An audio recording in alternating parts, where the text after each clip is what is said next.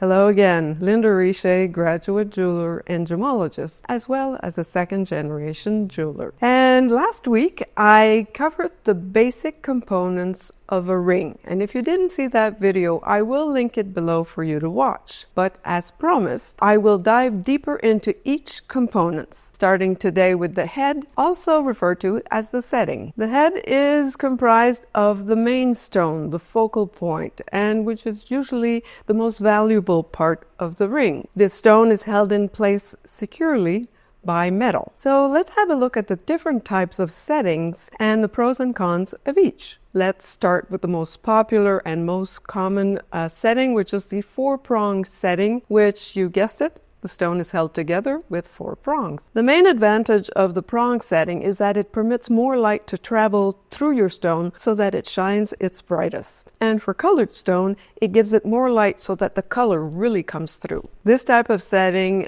lifts the stone and allows more light to enter and create more sparkle. And while the minimal metal allows the stone to appear larger and more prominent. The height and style of the setting can be adjusted to suit your taste by the jeweler. Like for example, if you have a marquise or a pear shape, the tip definitely needs to be covered by a prong. Prong settings are good for any shaped stones, and the fact that it has less metal to trap dirt makes it easier to clean. You also have the martini setting, which is a three-prong setting. This is definitely not recommended for a ring, definitely suited for earrings or pendant. These don't get as much friction or get banged up quite as much as a ring. You need more prongs to secure it. Or you could choose a 5, a 6, even an 8-prong setting. The more metal, the more secure your stone. But, as I mentioned, the more metal you have, the more the light is hindered to travel through your stone to give it its brilliance. It's a question of balance as well as taste. And the look is very different in all of these, whether it be a 4, 5, 6, or 8-prong setting.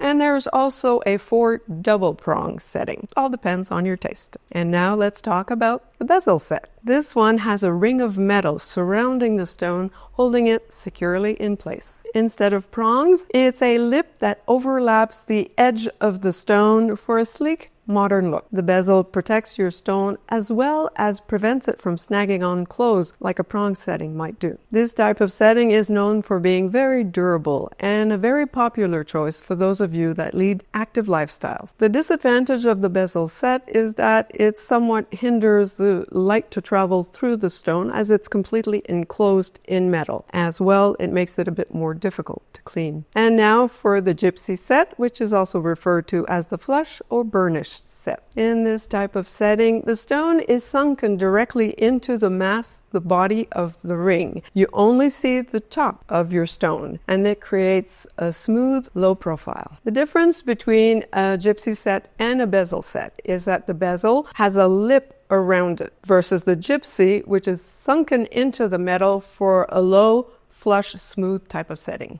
Both of these are very secure for your stones. The bezel set being a bit more prominent and modern, and the gypsy being low profile and more vintagey looking. And now for the tension set. This type of setting holds the stone in place by the pressure exerted by a spring-loaded metal band, and it makes the ring look like the stone is floating. Instead of prongs, the metal exerts pressure on the girdle of the stone. It does create a very clean and modern look and allowing a lot more light to travel through the stone, creating even more brilliance. The tension in the metal is created by either controlled heat or controlled physical manipulation, all depending on the metal you're working with. It's definitely a very sleek and modern look, but extremely difficult to size if need be. Any alterations to the band can damage the setting's integrity, and that potentially makes it impossible to secure the stone again. I think I've covered pretty much all the different types of settings for your stone on the head of the ring. So let's move down the head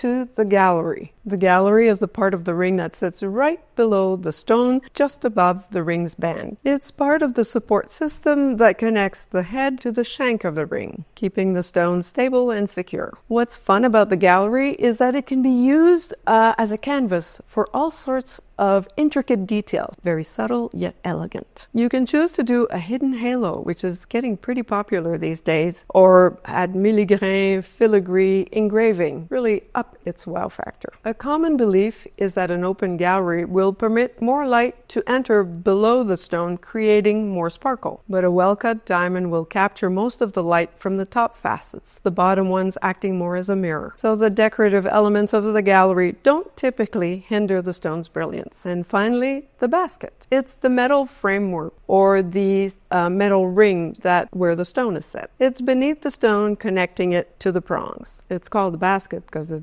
looks like a basket. It provides crucial structural support and stability. I do hope you enjoyed this deep dive into the anatomy of a ring, the head. And if you enjoy my videos, please make a point of liking and sharing and subscribe to my channel so that I can grow this channel and bring you more of these lovely videos and maybe sparkle your day. Stay well.